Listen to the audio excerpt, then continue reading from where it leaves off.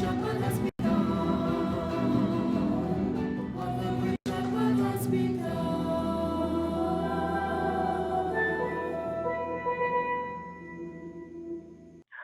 evening, everybody. Welcome to Shepherd's Corner. I am in my corner today with the Archbishop. And yes, we're dealing with some issues that I know that everybody is interested in hearing the response call for authentic development. And this is the response. So, Archbishop J, welcome to Shepherd's Corner. Always good to be on the corner with you, Deacon. Yeah. And I see you in a different corner, which is nice. Your original corner. This is my original corner. And Little Jack Warner. Yes. So, response calls for authentic development. What is the response of the church to the protests of June the 30th? That is the googly. Now, we just finished winning a test match. So, I'm not bullying a bouncer. I'm bullying a googly. Once it's there, Chinaman, we good to go. You know, the June 30th protests are complicated in its own way, but it was a response to many, many actions. So in one sense, you can say it's a response to 25 years of gang violence in this country and escalating violence, where the murder rate went from under 100 to over 500 over the last 20-something years. More immediately, there was a policeman that was killed in the area. And then more immediate to that, on the 27th of June, there were 3 guys in a vehicle and they were killed by the police. And that was the catalyst that made this whole eruption happen. Now, on the one hand, we have to say that taking a life is always a grave matter. And when that life is taken as a matter by the police, you know, serious questions have to be asked. We have to pause and we have to ask some real hard questions, because was it justified? Did they follow the proper protocol? Did they use every means to contain the situation before using a gun? Was the victim given every opportunity before it escalated? Now, these are real hard questions, but we know of societies where the police would routinely kill people and do so openly because they can get away with it. And that has to be guarded against in every society, because once you allow that, then you undermine law and order in the whole society. Police cannot operate like a gang and decide who deserves to live and die. That's on the one hand what we have to guard against. But on the other hand, you know, you have to say that the violence in this society has escalated to such an extent that we have to use every means we have to push back on the mounting violence that we've had. And in pushing back, the police have been very much in your face and pushing back hard, so that, you know, you have to ask yourself, where is that sweet spot and that thin line? Because if the police aren't pushing back, the murders are going to be escalating on the one hand. But if the police are pushing back, then mistakes can be made or lines can be crossed. Now, whether a line was crossed or not, we don't know. That's a matter of judicial review right now. And because it's under review, let them sort that out. But what we do know is that the proliferation of guns on the street in Trinidad and Tobago must make the job of a policeman a very difficult job. Because you're called to respond in an area where you know there's high crime and violence, and you know that they have guns and ammunition in that area that is something real. So how does the police respond in that area? And these are the difficult questions that we are facing. But the police have to always assume that they're going into a dangerous situation. You get the call, they have to assume that. They have to assume that the people are dealing with are likely to have guns. And they have to assume that, you know, whatever happens in here, they have to be ready to defend themselves. And on the one hand, and on the other hand, to keep this thing as cool as they could possibly keep it so that nobody loses a life and the thing stays contained. And that's really the drama of that June 30th. Now, you know, when I was a young boy, I wanted to be a police officer. I'll be honest with you. I have relatives who are police officers and so on, or were police officers. But this is a very difficult time for a police officer because you're coming out of a community where, you know, you grew up with a certain amount of guys, some of these guys, you know, that kind of thing. Correct. And it's so difficult, you know, how do you balance this thing of being police as well as neighbor? How do you keep the face of protect and serve? You know, correct. And you're in a difficult circumstance. Yes. And so from the police officer side, you have to understand that this is not a normal job. It can't be. From the community side, you have to understand that the community has to expect the highest standards from its police officers. And so that's kind of what we have.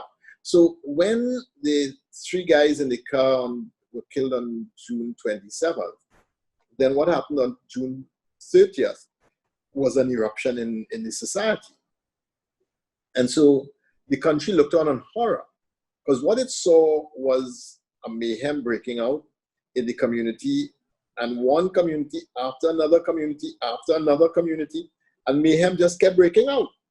And every time you heard it was another community involved, another place you had protests, another place being locked down. And so what it looked like at first was a spontaneous eruption of violence through all of these communities. And it could have been any movie on any action theater that you could have.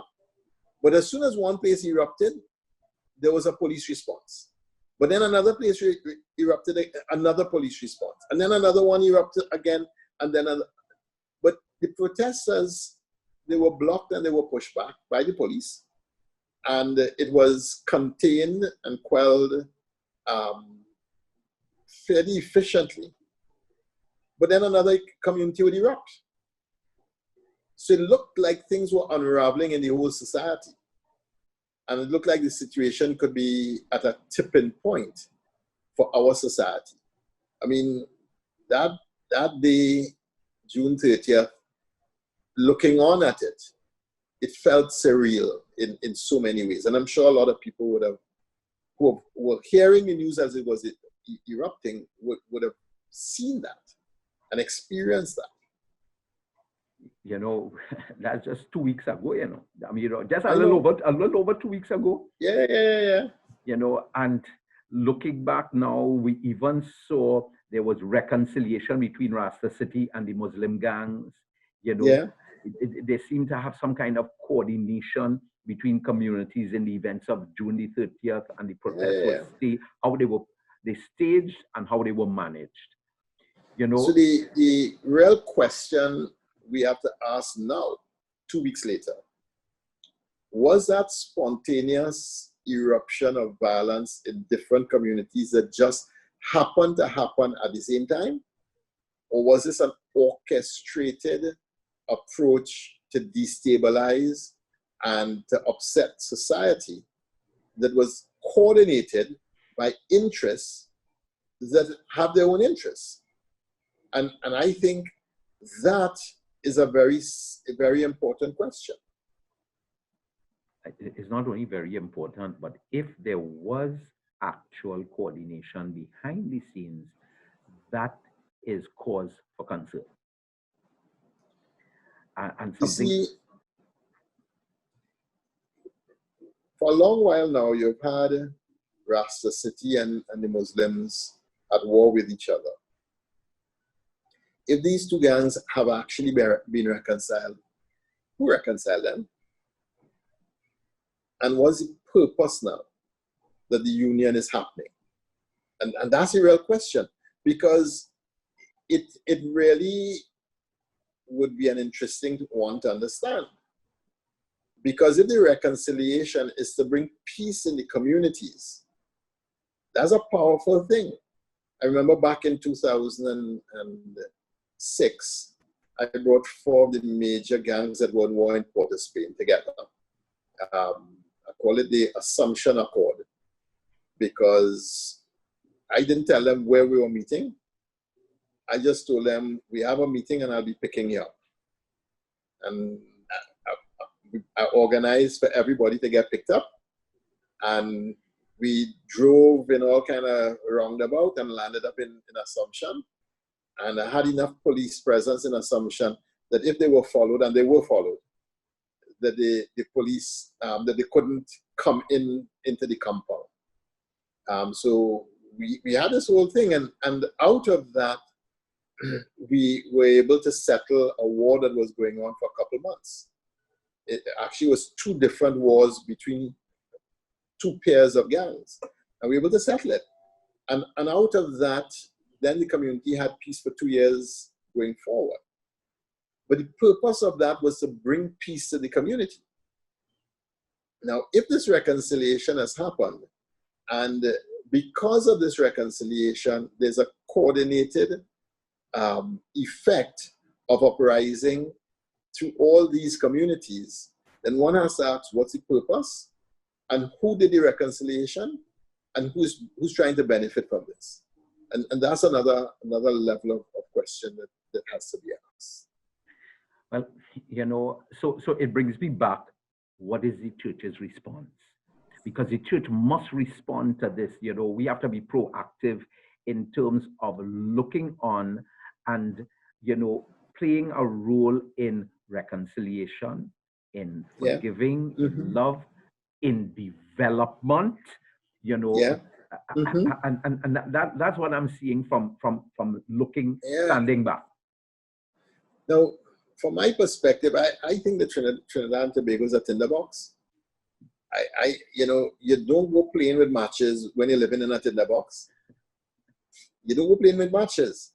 And we are living in a tinderbox with the COVID and number of people who don't have adequate money, food, resource for their families.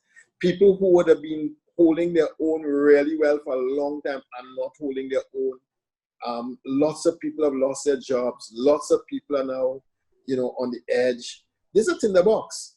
And so to go playing with matches with orchestrated responses to eruption of communities, if that's what happened, I would have to say this is a very dangerous situation. But, you know, it did remind me of what I saw happening in 1990. Before we had the 1990 coup, that was the kind of activity that was seen. Lots of protests started all over the place, and they just kept popping up all over the place, and one after the next, after the next, after the next. And you had this sense of an agitation in the society. Now looking back, we know it was an orchestrated agitation. It was not an innocent agitation that erupted. It was orchestrated agitation that led up to the logic behind the coup and the uprising and the death of so many people. And we're coming up to that anniversary now, the 30th anniversary of it in a few days' time. And we can't forget that either. But we have to learn from history in understanding and responding to the new challenges that are facing us now. It's interesting that you are saying and articulating the parallels between 1990 and 2020. 1990 and 2020. Yes. Right? You know, 30 years apart. 30 years apart. Now, you know, 2020 is good vision. So, you know, you're supposed to. You're supposed to. Right. So are we using 2020 vision in a situation like this? Is the church using 2020 vision? Is the government using 2020 vision? Well, you have to use 2020 vision because having experience at once, you can't allow it to happen twice. So you have to look at it. You know, I've said on many occasions that the single greatest challenge that we have as a young nation is the underdevelopment of the Black urban community. And I mean, I've said this over and over again, that this systemic underdevelopment of the Black urban community has created the instability and the challenge that we've been talking about for the last little while. Because everything there, you can say, had we had authentic development in those communities, we would not have gangs, we would not have guns, and we wouldn't have the levels of violence that we have. The reason why we have guns, and violence is because we have systemic underdevelopment, and because the young people are not finding a way to express their hopes, their dreams, and fulfill their life chances. And so if you grow up in a community where you go to a school where you're going to come out at 11 or 12 or 13 or 14, going to another school where you will not come out with 3 or 4 passes with your GCs, then your potential cannot be leveraged on. And what that means is a lot of the residents of that community are condemned to a futile life before they even have a chance to live. And that's something that we as a society, we have to be able to at least be honest that part of the community has been dealt with a difficult hand. Now, in another part of the community, if the school is doing the same thing, people from the community will get involved and fix the school. But in these communities, you know, when you don't have that leverage, then that's when we really have to ask, what have we done, and have we done sufficient in addressing the needs of the communities and the systemic underdevelopment? And to me, that how you frame the problem is how you bring a solution. So some will say the solution is more guns. Well, you can't pay for it, you know, because the more guns the police have, the army have, and the citizens have, is the more guns the gangs will have, and they'll go paramilitary eventually. And then we'll have nearly a civil war in the country. That's not a solution. Development is the only solution. It has to be authentic development, the systemic, that helps the whole community to have dreams to dream towards and to work towards those dreams so that the young people in that community have a way of hoping for a future that is different and far better than the young people have right now. And that requires a different kind of intervention. Okay. Now, people would say, okay, Archbishop, I'm hearing you. But the Sealots, Beetham, Eastern Main Road areas are not the only areas of deep poverty where you have underdevelopment. I agree.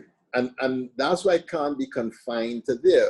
You have to go central Trinidad. And you have to go to Bagatelle, and there's a whole lot of communities in central Trinidad where you have deep poverty also. It's more recent, but if you leave it like we have left Laventille, we'll have the same problem in 10 to 20 years' time. So you have to address that. Then you have Miaro is one of the poorest parts of Trinidad. You have to address the coastal parts of the country and find ways to do development that makes sense for the different parts of Trinidad and Tobago to ensure that every citizen has an equal chance at human flourishing.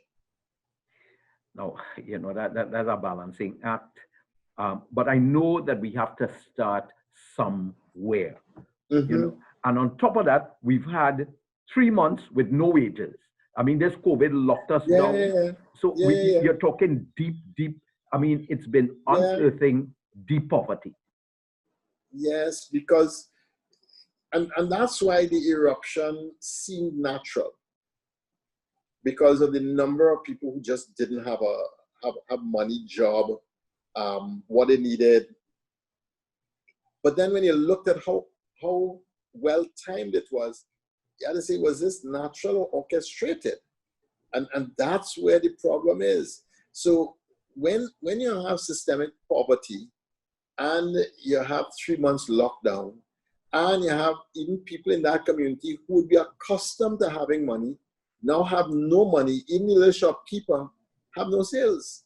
So the whole thing grinds a very loud halt. But this is why the church has begun to giving out food in all of our communities in this pandemic. And it's why the government has made that very, very possible. So before the pandemic, we were giving just about 4,000 hampers a month, but then it rose about 10,000, and then it went to 16,000, then it went to 22,000 hampers a month. And now, we're at 22, 24,000. It'll start coming down now that people are working. But it's why, because if people don't have the food to eat, then you can expect a rumbling. So how do we respond? But the first response of food is just a first response. It can't be a last response. But we must always make sure that people have enough to eat. But we also have to make sure they have enough to hope for. You're talking about 22,000 hampers a month. I want to know if people understand that 22,000 hampers a month, multiply that by 5. You're talking plenty people there. You're talking about, 110,000 people minimum that... And then that's not even counting the living water hampers, which went from 4,000 to 6,000 a month during the COVID time too. Wow. So when you add those together, you're dealing with 27, 28, 29,000 hampers a month by even 3 or 4 people.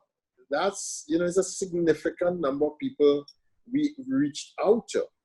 And there we have to see that, the government was very good and wise, because they realized they couldn't reach. And so they asked the churches to do, to be part of the outreach and sponsored some of those hampers. So some of it came from corporate sponsors, some of it came from us, and some of it came from the government. And that allowed us to quell a lot of the immediate hunger. All right, now that's immediate hunger, but we have a problem of development now. In your article, you spoke about Father Jerry's response during the Black Power riot. As a response to that, he left St. Mary's and he started Serval, right? And he went in the hills of Developmental and he asked a simple question: what do you want? And him and West Hall went together, and out of that, Serval began. A simple question: what do you want? And Serval has really done an incredible job in our country. But this is a developmental response to systemic underdevelopment. So Serval didn't set up food kitchens in the communities. They set up schools and developmental centers in the communities where young people could get a chance at a trade and a chance at growing up and a chance of development to help them hold their head high and be a great citizen of the country. And I know of many, many young people who went through Serval and have done incredibly well. And if not for Serval, I'm not sure where they would have gone. And I'm not sure how the society would have held them and how they would have been able to evolve through their challenges to their next stage. Well, I want to jump in here just in case some people missed what you said. You said Father Jerry Panton and who? West Hall. You're talking about the fast bowler West Hall? I'm talking about a ball that went over 100 miles an hour. That's what we're talking about. Wow. We're talking about a ball that you couldn't, if you were standing up in that opposite wicket from where he was coming, on that long run up he used to take, you wouldn't see when it left his hand. All you would do is hear if it hit you, the wicket or the wicket keeper behind you catch it. That's what you hear that. That's amazing that the great West Hall would join with the great Jerry Panton, and reach out to the communities. And I know that West Hall is a Bajan man. He's from my country, man. Yeah. But it was good that he was there. Now, you spoke about in 2003, when gang warfare was beginning to escalate, that Archbishop Edward Gilbert challenged yourself and Father Roger Pamphlet. Yeah. He assigned us to Rosary Parish and Gonzales Parish. And we spent some very fruitful years there. And during those years, we're able to walk the community, listen to the people, and respond to the needs. So we did a different kind of response to the serve-all response. In the serve-all response, Jerry set up institutions. In the response in Gonzales, or the Pride of Gonzales response, was to empower residents to be able to participate within their community and its affairs. So we had groups of people doing all kinds of things. And, we had days of planning where the whole community would come out and say what they wanted. We had days of sports. We had days of all kinds of things. But what was amazing, the young people started to realize this thing could work. So a young person would meet me on a street corner somewhere and say, why we can't have football? And I would say to them, that's a really good idea. If you can find 12 like you that are interested in anything, and you all could agree, and you all are really serious and committed, I would find the person to train. And a week or two later, they will come back and say, well, this is the 12 of us here. And I would sit down and talk through the 12 of them. And in talking through the 12 of them, I'd figure out if they're serious or not. And then I will find a coach. So Gonzales had Ian, who was played for Trinidad, and he coached the football. Sri Canal used to coach them in dance. We had videography, we had photography, we had singing, any group of young people who had any interest, we did that. But that's on one hand. On the other hand, we had the residents say what they wanted about their community. And then we had the city of Port of Spain working with us towards fulfilling what the residents were asking for. More standpipes, more lights, garbage collection. Very simple but very important things. And so it was a response to empower the community to name what it needed and do things towards achieving what they need. So by the time we left in 2006, December, we had managed to broker peace that held until 2008. And the communities really didn't have any murders for a 2-year period, which was quite amazing considering the history of the communities. And then Father Clyde Harvey held that for a number of years, really, really well, and made an incredible contribution again to the development of the area. So it's not as if the church has not been involved in the developmental work. We have been. The question is, how do we do this more? And how do we do this as a first-time response where there are deep needs in a community? Well, during COVID, and now the call to that kind of response for development, that's stretching us like Laggy, because that's a big, anyway, the Lord said, what, come out one, take another cubit and come out again, by the time we drop our neck. No, the water way over our head right now. way over the head.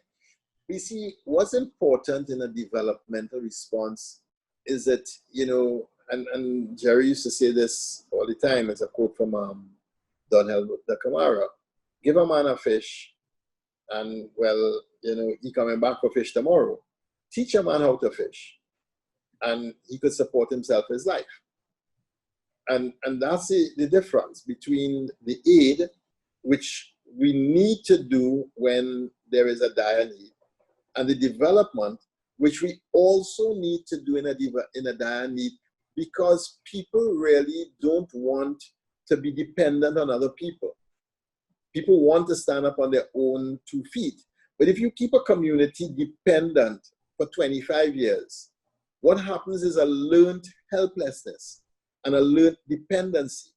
that learned helplessness and that learned dependency is what you have to break in the community if the community is actually going to be participating in its own development and taking responsibility for moving to the next place in its journey. You mentioned that for the last 4 years, Eternal Light Community has been working in the Sea Lots area. You want to develop that? You know, so 4 years ago, the Charismatic Renewal Group for Evangelization and Eternal Light Community started walking Sea Lots. Just walking, meeting, greeting. Then when I became bishop, I went into Sea Lots very early with them.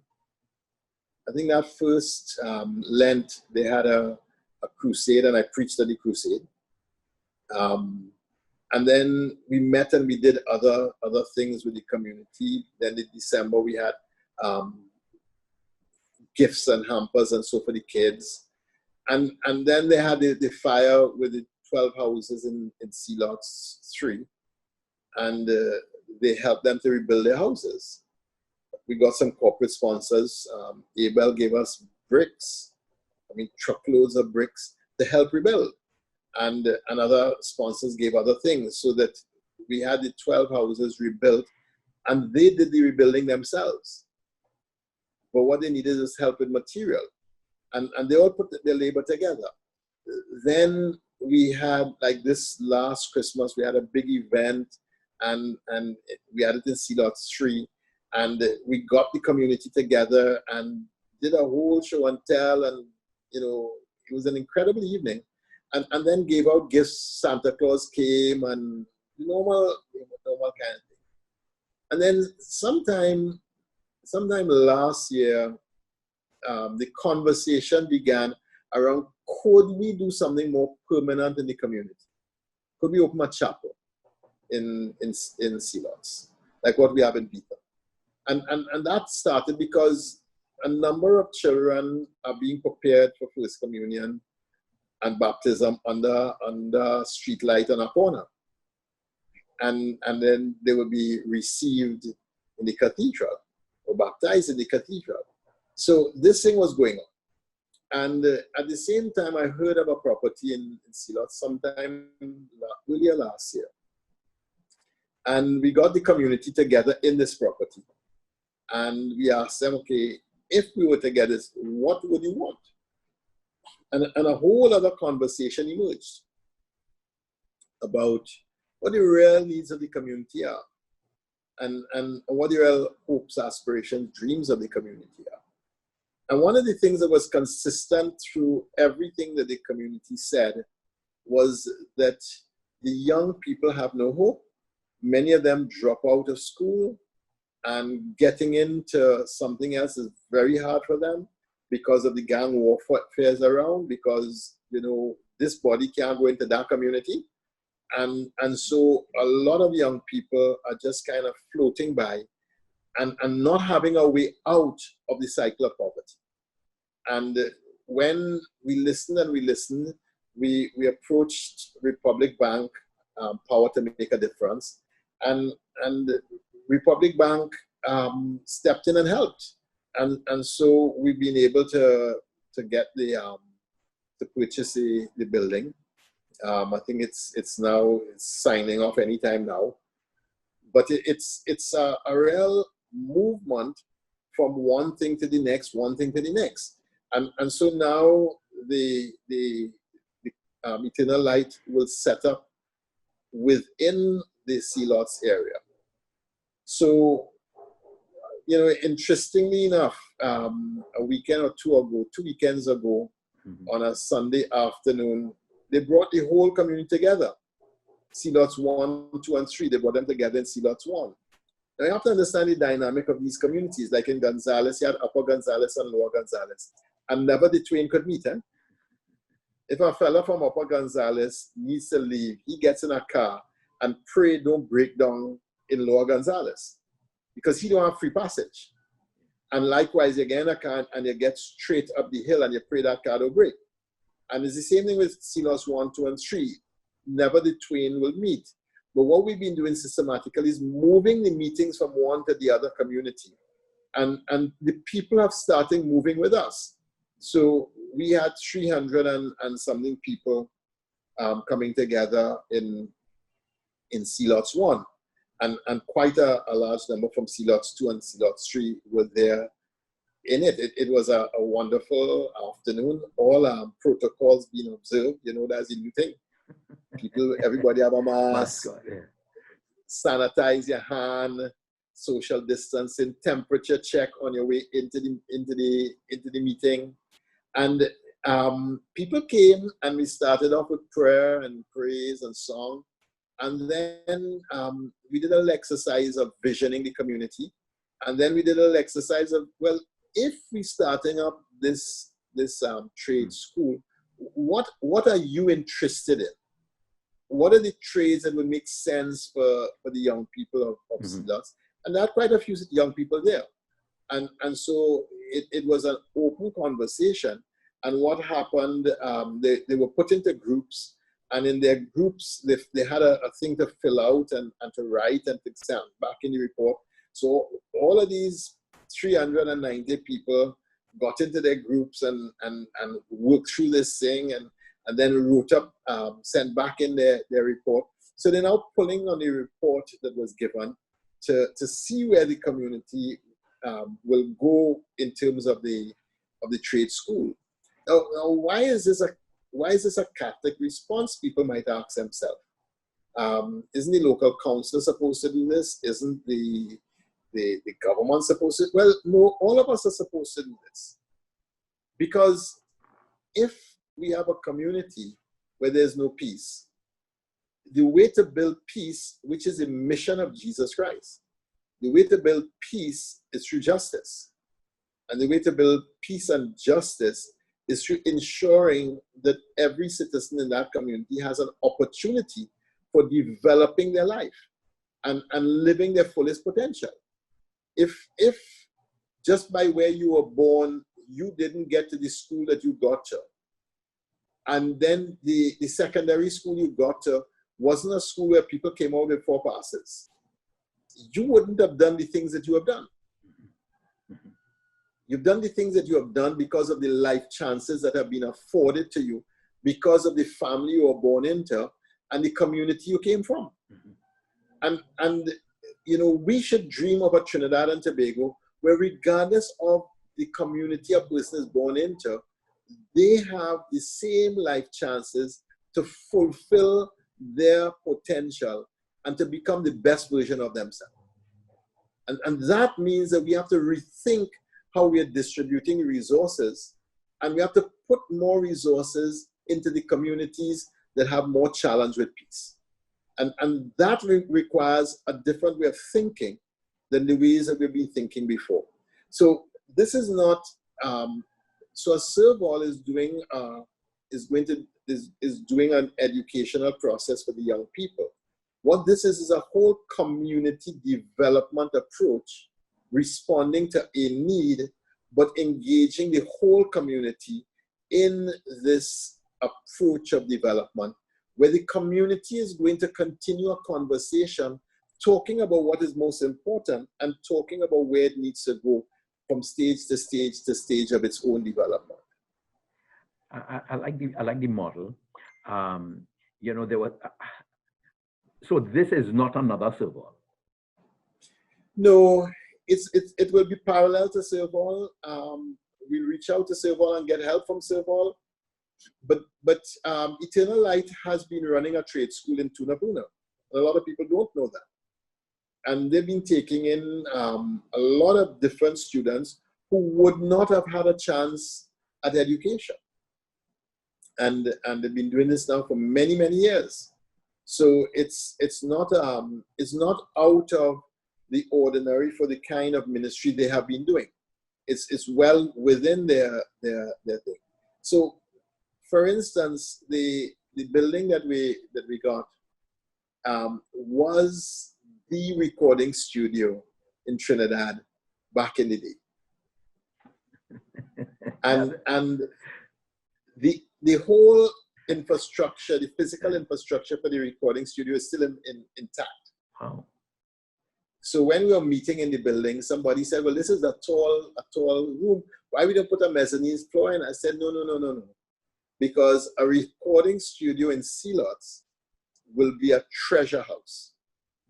Wow. And then Manu Marsden's son came on to the group, and nobody knew that he is a qualified sound engineer.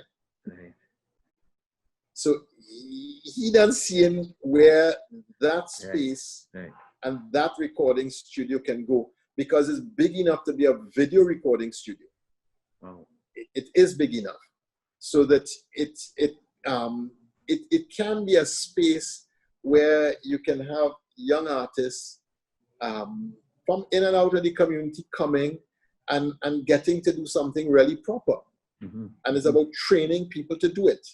Right. So that the kids from the community would do a sound engineering degree, and the music groups of the community would learn to take their game up and to produce things at a much higher level, and that will be much more proficient. And so we have an incredible opportunity for doing a different kind of skill. Like the digital skills, there's a lot of scope now for all the technology people. That's a big field. I don't know if you know somebody, but Sealots is a seagoing community, and it's a seagoing community. And Sealots has, one of the things they do is jump on a boat and go. Yeah. Just opposite us, there's a major business that has lots of vessels and hires lots of people for the sea. Now, you may know somebody who does certification of people on the sea. Now, why is this a Catholic response? Because the Catholic Church has to be about the development of the whole person. And authentic integral human development is the development of the whole person, of every dimension of the human person. And that's why this is a Catholic response. Because we have an obligation where there is no development. We have an obligation to stand in that breach and to help that community to go to the next stage of its development, and to find a way for the children to have dreams that are worthy of having, and to find a way for those dreams to be realized, so that children actually have a dream and work hard towards their dream. That's the way to move a community from underdevelopment to authentic development. Now, you said you had them in prayer. You had them come up with some key words, you said. Mm-hmm. I love very much that read. We live in love for God and each other, work for peace and harmony, show respect and discipline in our families, and gratitude in our actions. We are a community under God. They came up with that, or they came up with that? Well, the way it worked is that they came up with all the keywords inside of them. Yeah. All the keywords in there are their words. Oh, all right. Right. And what we did was we strung it together in a sentence, mm-hmm. and then we read it a couple of times to them. Now the next time we meet, this is a very rough draft, because the next time we meet, we'll have it printed out and put them back into groups and let them play with it. And then the next time we meet, we let them play again until we have something that is uniquely their own, that they buy as their dream. And then the next thing is to put it up on signs and put it onto every part of the community. So when people enter into Sealots, wherever you enter, you're going to see this. Good. Powerful. And remember that the community has a dream. We live in love for God and for each other. Work for peace and harmony. Show respect and discipline in our families, and gratitude in our actions. We are a community under God. There's something simple and beautiful about it. Yeah. And words are powerful. And if it's affirming like these words, it will seep into the psyche of everybody there. And there is no major word in that string that was not their word. Wow. No major word that wasn't their word. And even when the words were finished, we said, okay, I want you to hear the words back. And I said back the words. You all agree with it? Yeah, we agree with these words. Any other words to add? And so we went over it and over it and over it. Then strung it together and said, we wanted to hear how these words could string together. What you all sing? People applauded. Because they heard their words now string into a sentence. Mm-hmm. The next rotation of it would be to get them to see it and read it in groups and comment on it. And then after that, to finalize it. So it's a whole process of visioning the whole community. And this would be the difference in this approach. This approach is not just doing education or a form of education for the youth. This is a whole community approach. So one of the things that we want to do in the community is hire a social worker who will follow up the kids who come to this school, follow up the kids who are in primary and secondary school, and follow up their families, so that we're making sure that the kids in the community are receiving what they need to succeed in their school. And children that are not succeeding, follow them up to find out why, and help them through whatever the challenge is to get to where they need to get to. So that's another approach again. Then a lot of the parents might not have literacy. Follow up the parents and see what are the real needs of the parents, so that when we have the school, that will become after school program also. So the kids who come home from school will come there. You get a little cookie and milk, and you settle down, and you do your homework with supervision and remedial work to get you past whatever remedial challenge you might have, to make sure that you have a real chance at development. Well, this is the work of the church. And this is why the church is in education throughout the country. Because we got into education because there were communities where the children had no schools and no real opportunities for education. And that's why we have 118 primary schools throughout Trinidad and Tobago. We didn't just wake up one morning and decide, something, we're going to put up 118 primary schools.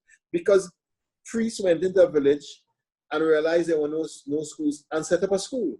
So it's the same thing we're doing. The model isn't different. So the model of development is something that the Catholic Church has been doing in Trinidad and Tobago for the last couple 100 years. But we haven't seen it that way because we were born into the infrastructure already there. Right. The thing is, and we have schools in the poorest communities. Actually, we have schools all around. But right through the thing. Right through the community, we right through the country, we have schools. And a lot of the poor communities, we have schools that are failing. And that's one of the things I've been working on now. How do we turn those schools around and ensure that those failing schools address the needs of their community and give those children the best opportunity of achieving their life chances? That's the big work that we need to do for the church. And that's the big work that we really have to get Catholics to get on board and help us with. Now, it then challenges us to have a different educational model. And I truly believe that I have a totally different approach in terms of what our educational model should be. Yeah. It should be more practical towards our own development. We've been pushing a different kind of development that has not succeeded and was not fair for everybody. We try to fit one model fits all. It cannot. And the problem with the model is this, that is a grammar school model. Yes. It's a classical education for kids who have reached a certain level of intellectual attainment. Mm-hmm. But that's not all your kids. Correct. Because many of your kids are much better with their hands than they are with abstracts. And some of your kids are much better with sports or arts than they are with abstract thinking. And the classical education model believes that every child ought to be an abstract thinker. And we know Howard Gardner taught the different modes or forms of learning. And so we know that those who are good with abstract thinking is a percentage of your whole pile. And so we have condemned a lot of kids to believing that they are second-class citizens at 12 and 13 years old simply because they can't do abstract thinking. Whereas if they were loosed into another form of education, they would have done really well. You know, and I'm just teasing this out now because I know we only have about 8 or 9 minutes. Yeah. In Belmont, we're looking at another model of education in Belmont. We're starting up an experiment where we're going to use the model of Mitra, where you ask a big question and you let the kids find the answer to that question. So you cover the curriculum by the kids finding answers to the questions you ask. So you break the whole curriculum down into a series of questions. You ask them the question and you let them find the answers. You ask them the next question, let them find the answers. Yeah, and you keep this going. And it is, you know, there's enough research to know that the kids actually learn better and deeper from that model of education. Now, that school, which is St. Francis Boys, and we have a primary and a secondary, we want to make it into an academy for arts and sports. And we want to make the secondary school a tech walk school.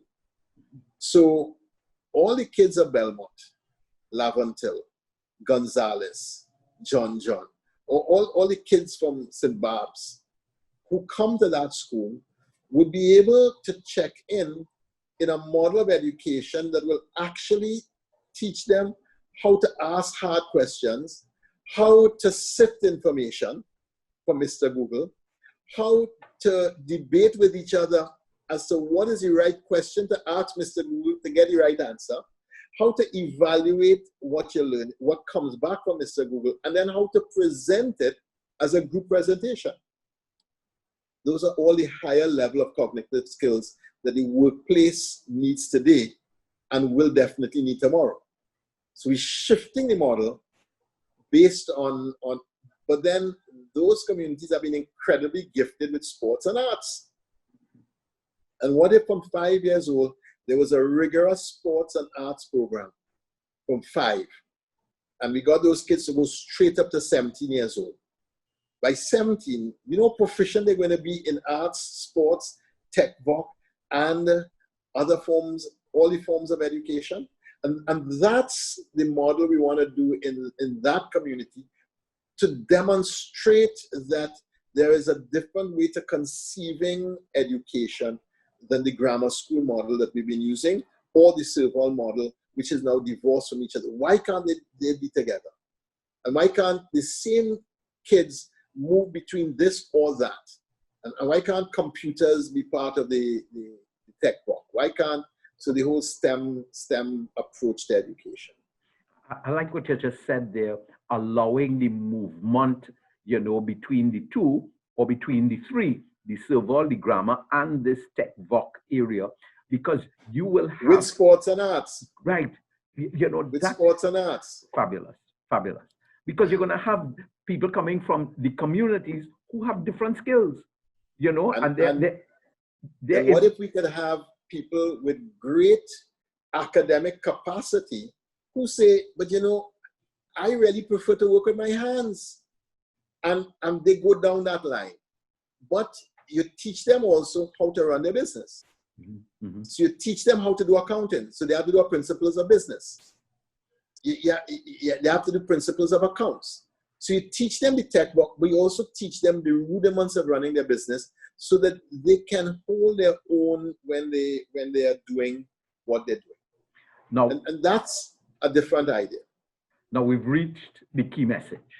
What is the key message in this response calls for authentic development? Well, authentic development is the vocation of the church. We are called to respond not only to the immediate needs, but to the sustainable development of individuals and communities. Pope Paul VI said authentic integral human development is the vocation of the church. That's a big statement, huh? It is the vocation of the church. And that means the church is called by God for the development of each person, every dimension of the human person. Next step, what's the action step here now? I'm asking every citizen and every Catholic to reflect on what you are doing to contribute to the most marginalized in Trinidad and Tobago. How are you impacting the most marginalized? And what are you doing that is going to help us to really find the army to develop the generation that is coming up of young citizens who have been left marginalized because of the communities that they happen to be living in right now. How do we all get together on that? Before you go to scripture reading, how those who would like to get involved, corporate citizens, private citizens, who have, who would like to get involved, how can they reach you, reach Sister Debbie? How can they get involved? They could always send an email to hope@catholictt.org. HOPE, hope@catholictt.org. And if they send that email in, we would think, or they can go to my Facebook page and send a message there, or go to Catholic TT, and on the Catholic TT website, there's a way to send a message to the Archbishop. You could send a message there. There are many ways you could send a message in. Right. Well, we want to encourage everybody. You watched on this show. This is the response calls for authentic development. We want to leave nobody behind. Archbishop J, give us your scripture reading for today. Micah 6. This is what I want, oh man, to act justly, love tenderly, and walk humbly with your God. That just sums up everything that we're talking about. Act justly. You have to act justly. And there's an injustice when a young person cannot have their developmental needs met. That's an injustice. So act justly. Love tenderly. And that's where mercy and love has to come in. We have to reach with mercy and love. But walk humbly with your God. Please close with a prayer. Father, we thank you for your tremendous love and grace. And we pray, oh God, that you may lead us into new spaces with you. That as we see the way our country needs to go, that we may find the courage to do all that we need to do. We make our prayers through Christ our Lord. Amen. Amen. We want to thank Archbishop Jason for having this conversation with us. Please get in touch with him. He told you all the ways that you can contact him. Pick up your Catholic news, buy it, go online, have it delivered. And one last little thing, tcntt.net. We also need your contribution so that we can keep these shows going for you. So we need your contributions to Trinity TV. God bless you all. God bless. Have a wonderful evening.